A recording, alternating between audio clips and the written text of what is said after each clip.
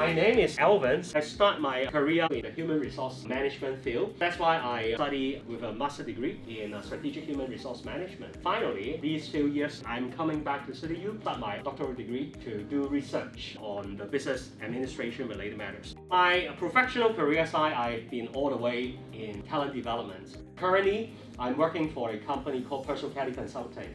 We do a lot of different programs related to the pitching, problem solving. Basically, we are providing to our corporate clients in a lot of different companies.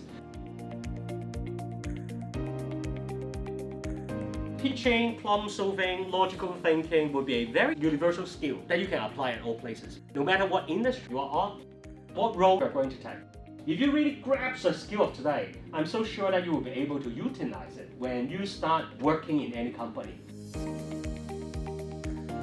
If we are not using logical thinking to solve problems, we always would have a lot of emotional thought. But if you go through the whole things with not only a single hypothesis, you should have 2 to 3 hypotheses in MISSI. Then you elaborate the possibility. Collect the right data, comparing with the weighted target to do the verification, then you know about which is the root cause. Your accuracy of thinking about the root cause will be much higher than the others.